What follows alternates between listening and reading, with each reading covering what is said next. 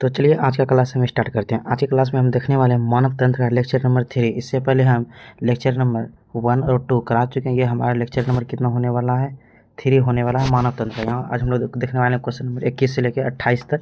तो चलिए सेशन को स्टार्ट करते हैं। हाँ, जितना भी क्वेश्चन है सब क्वेश्चन पूछा हुआ है आपके LP टेक्नीशियन, NTPC सबके एग्जाम में। चलिए स्टार्ट करते हैं। देखिए आज हम क्या देखने वाले हैं, यहाँ देखिए रेलवे भर्ती परीक्षा की सामान्य विज्ञान का प्रश्न संख्या 21 से 28 तक देखेंगे। चलिए स्टार्ट करते हैं।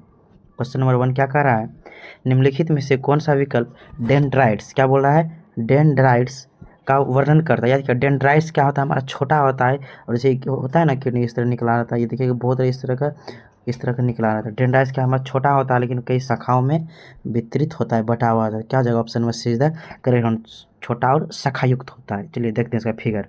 देखिए फिगर देखिए, ये हमारा क्या है, न्यूरॉन का फिगर है। अब न्यूरॉन में देखिएगा ये जो हमारा देखिए ये जो निकला हुआ है इस तरह करके, ये सब हमारा क्या है, डेंड्राइट्स। क्या है, डेंड्राइट्स का। न्यूरॉन में हमारा कितना होता है, न्यूरॉन में हमारा जो होता है केंद्रक एक ही होता है, याद रखिएगा।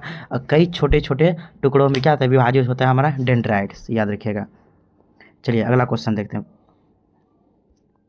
क्वेश्चन नंबर 22 का रहा है, निम्नलिखित कथनों में से तंत्रिका कोशिका क्या कहते हैं, न्यूरॉन से संबंधित गलत कथन की पहचान। क्या बोल रहा है, गलत, याद रखिएगा। चलिए देखते हैं क्या कह रहा है। ऑप्शन नंबर है, तंत्रिका कोशिका के कोशिका भित्ति में, कोशिका शरीर में कई केंद्रक होते हैं।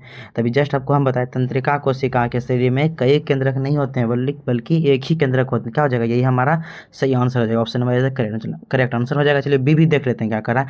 प्रत्येक तंत्रिका कोशिका में छोटे शाखाओं वाला प्रवर्धन हो, जिन्हें क्या है, डेंड्राइट। जस्ट आपको बताएं कई छोटे छोटे शाखाओं में क्या होते हैं, विभाजित होती है, इसको क्या कहते हैं, डेंड्राइट्स कहते हैं। याद रखिएगा, तंत्रिका उत्तक तंत्रिका कोशिका नामक कोशिकाओं से बनी होती है। देखिए तंत्रिका उत्तक है तो इसलिए कि तंत्रिका कोशिका से बना हुआ रहेगा। ऑप्शन नंबर डी कह रहा है, तंत्रिका कोशिकाओं में आम तौर पर एक लंबा प्रवर्धन होता है, जिसे क्या कहते हैं, तंत्रिका कक्ष कहते हैं। याद रखिएगा इसको। चलिए इसका व्याख्या देखते हैं। वही चीज़ है जो अभी हम बताएं, तंत्रिका कोशिका में केवल एक ही केंद्रक होता है, इसको ध्यान में रखिएगा। चलिए क्वेश्चन नंबर 23 देखते हैं। कह रहा है, कौन सा साइटोस्केलेटन प्रोटीन तंत्रिका तंतु का एक प्रमुख घटक है जो उन्हें अक्षीय तंतुओं की क्षमता और अखंडता को बनाए रखने में मदद करता है। क्या हो रहा है, किसके बारे में पूछना चाह रहा है, हमारा तंत्रिका तंतु के बारे में। अब यहाँ से देखिए ये भी क्वेश्चन देखिए NTPC 26/6/2024 के एग्जाम में शिफ्ट 3 में पूछा हुआ है। अब देखिए यहाँ दिमाग लगा, अगर नहीं भी एग्जाम तो भी ये क्वेश्चन हो क्या है, तंत्रिका तंतु न्यूरॉन न्यूरॉन के बारे में पूछ रहा है। क्या हो जाएगा, न्यूरोफिलामेंट प्रोटीन हो जाएगा। याद रखिएगा, सिंपल सी बात है। क्या हो जाएगा, न्यूरो फिलामेंट प्रोटीन। ऑप्शन में ए इज द करेक्ट आंसर। देखिए आइए देखते हैं इसका व्याख्या। कह रहा है, न्यूरोफिलामेंट प्रोटीन न्यूरोल साइटोस्केलेटन का एक प्रमुख घटक है जो न्यूरॉन से विशेष रूप से क्या होता है, लंबे अक्षतंतुओं की संरचना प्रदान करता है। और यह देखिए न्यूरोफिलामेंट जो है 3 प्रमुख प्रोटीन का उप इकाइयाँ कौन कौन है, न्यूरोलाइट है, न्यूरो मीडियम है और न्यूरोफिलामेंट हैवी है। याद रखिएगा। चलिए क्वेश्चन नंबर 24 देखते हैं। कह रहा है, मानव में नाइट्रोजन युक्त अपशिष्ट पदार्थ उत्पन्न करने वाली चयापचय गतिविधियों को किसके द्वारा हटा दिया जाता है। देखिए अब देखिए हमारे शरीर में कुछ जितना भी मतलब अपशिष्ट पदार्थ होता है, चाहे वो मल हो, मूत्र हो, ये सब के या पसीना हो, ये सब के बाहर जो निकालते हैं अपशिष्ट पदार्थ को बाहर निकालना ही क्या कहलाता है, उत्सर्जन। क्या कहलाता है, उत्सर्जन। ये अपशिष्ट पदार्थ को बाहर निकालेंगे क्या कहलाएगा, उत्सर्जन कहलाएगा। याद रखिएगा। तो ऑप्शन में B is the correct answer हो जाएगा। सबसे प्रमुख उत्सर्जन पूछेगा तो विरिक क्या आ जाएगा, विरिक हो जाएगा। याद रखिएगा, विरिक को ही कहते हैं किडनी या इसी को कहते हैं गुदा। याद रखिएगा, किडनी, गुदा या विरिक इसी का नाम है। अब पूछेगा विरिक की इकाई को क्या कहते हैं, नेफ्रॉन। क्या कहते हैं, नेफ्रॉन। और ब्रेन की यानी कि मस्तिष्क की इकाई को क्या कहते हैं, न्यूरॉन। इसको याद रखिएगा, ये भी क्वेश्चन बहुत इंपॉर्टेंट था। चलिए देखते हैं इसका व्याख्या। कह रहा है, मानव में नाइट्रोजन युक्त अपशिष्ट पदार्थ जैसे यूरिया को किडनी द्वारा रक्त से छानकर मूत्र के माध्यम से शरीर बाहर निकाला जाता है। यह हमारा क्या है, उत्सर्जन का प्रमुख भाग है। याद रखिएगा। चलिए क्वेश्चन नंबर 25 देखते हैं। कह रहा है, क्वेश्चन नंबर 25 कह रहा है कि विरिक की निष्पंदन इकाई की फिल्ट्रेशन यूनिट क्या कहलाता है।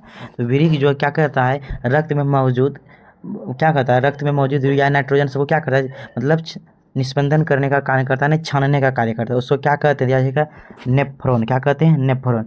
किडनी की इकाई यानी विरिक की इकाई को क्या कहा जाता है, nephron. Option number D is the correct answer हो जाएगा। और न्यूरॉन किसकी इकाई है, तो याद रखिएगा न्यूरॉन मस्तिष्क की इकाई को न्यूरॉन कहते हैं। याद रखिएगा। अब पूछेगा हमारा क्या कहते हैं रक्त कहाँ पे आके शुद्धिकरण होता है, फिल्ट्रेशन होता है, छानने का काम करता है, किडनी में आके ये शुद्ध होता है, याद रखिएगा। चलिए कुछ इसका व्याख्या पहले देख लेते हैं। कह रहा है वृक्क यानी कि किडनी की निस्पंदन इकाई क्या कहलाती है, नेफ्रॉन कहलाती है, याद रखिएगा। प्रत्येक वृक्क में लाखों की संख्या में छोटे छोटे वृक्काणु होते हैं, इसको क्या कहते हैं, नेफ्रॉन कहते हैं, जो रक्त को फिल्टर करने का कार्य करता है, इसलिए किडनी की निस्पंदन इकाई है क्या, नेफ्रॉन किडनी की निस्पंदन इकाई है जो कि फिल्ट्रेशन का काम करता है, याद रखिएगा। चलिए क्वेश्चन नंबर 26 देखते हैं। कह रहा है नेफ्रॉन का कौन सा खंड मूत्र को सांद्रित करने वाली परासरणी प्रवणता यानी ऑस्मोटिक ग्रेडियंट के उत्पन्न करने के लिए प्रमुख रूप से उत्तरदायी है। यह भी क्वेश्चन आपका एनटीपीसी में पूछा हुआ है 2025 में, 18 जून 2025 को पूछा हुआ है। क्या हो जाएगा इसका, देखिए नेफ्रॉन, तो नेफ्रॉन किस सेलुलर किडनी में क्या होता है, इसका संरचना आप लोग जब फिगर देखें तो इसमें हेलने लूप होता है। क्या होता है, हेलने लूप ही इसको क्या करता है, ऑस्मोटिक ग्रेडियंट उत्पन्न करने का कार्य करता है, याद रखिए। चलिए इसका व्याख्या देखते हैं। व्याख्या क्या कह रहा है, हेलने लूप का अवरोही भाग, क्या हेलने लूप का जो अवरोही भाग होगा पौनी के लिए पारगम्य होता है, किसको, पौनी को आर पार करने देता है। हेलने लूप का अवरोही भाग पौनी को आर पार करने देता है, पारगम्य कहते हैं। और आरोही भाग जो होता है वो सोडियम और क्लोराइड आयन निकालता है, लेकिन यह पौनी के लिए पारगम्य नहीं होता, यानी कि अपरगामी होता है। क्वेश्चन यहाँ से पूछ सकता है हेलने लूप का अवरोही भाग किसके लिए पारगम्य होता है, पौनी के लिए। और आरोही भाग जो होता है सोडियम और क्लोराइड आयन निकालता है, लेकिन ये पौनी के लिए पारगम्य नहीं होता है, याद रखिएगा। चलिए अगला क्वेश्चन देखते हैं।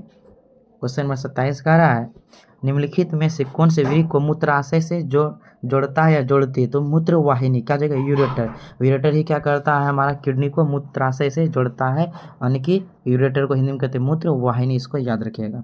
मूत्र वाहिनी ही जोड़ने का काम करता है, किडनी को और मूत्राशय को आपस में जोड़ने का काम करता है। और ये मूत्र मार्ग तो हो गया जिससे कि मतलब अवशिष्ट पदार्थ बाहर निकालते हैं पेशाब के रूप में, यूरिया को याद रखें। चलिए इसका व्याख्या देखते हैं। कह रहा है वृक्क को मूत्राशय से, किससे, वृक्क को यानी कि किडनी को मूत्राशय से मूत्रवाहिनी जोड़ती है, याद रखिएगा। किडनी को मूत्राशय से कौन जोड़ती है, मूत्रवाहिनी जोड़ती है। अब मूत्रवाहिनी का एक पतली पेशीय नली होती है जो मूत्र को किडनी से मूत्राशय तक ले जाती है, इसको याद रखिएगा। चलिए क्वेश्चन नंबर 28 देखते हैं। कह रहा है जब मूत्र नलिका से होते हुए प्रवाहित होती है निम्नलिखित में से कौन सा पदार्थ चयनात्मक रूप से पुनः अवशोषित नहीं होता है, आप देखिएगा। जब मूत्र नलिका से होते हुए मूत्र प्रवाहित होती है, उस दौरान हमारे जितना अगर मतलब इंपॉर्टेंट जो हमारे लिए होता है न्यूट्रिशन, जैसे ग्लूकोज हो गया, ये एमिनो अम्ल हो गया, लवण, ये सब क्या उसको एब्जॉर्ब कर लेता है, यूरिया को क्या करता है मूत्र के माध्यम से बाहर निकाल देता है, यूरिया को, याद रखिए। ऑप्शन नंबर क्या आ जाएगा, D is the correct answer हो जाएगा। चलिए इसका व्याख्या देखते हैं। कह रहा है मूत्र नलिका, क्या बोला, मूत्र नलिका से प्रवाहित होते समय ग्लूकोज हो जाएगा, एमिनो अम्ल हो जाएगा, पानी की मात्रा पुनः अवशोषित होती है, लेकिन यूरिया की मात्रा अवशोषित नहीं होती, इसको याद रखिएगा। तो यहाँ पे हमारा क्या हो गया, मानव तंत्र का 28 MCQ 3 लेक्चर में खत्म हो गया है। तो इसके साथ हम मिलते हैं नेक्स्ट वीडियो में किसी खास टॉपिक के साथ। तो इसी के साथ चैनल को सब्सक्राइब जरूर कर लीजिएगा। Bye bye, thank you so much.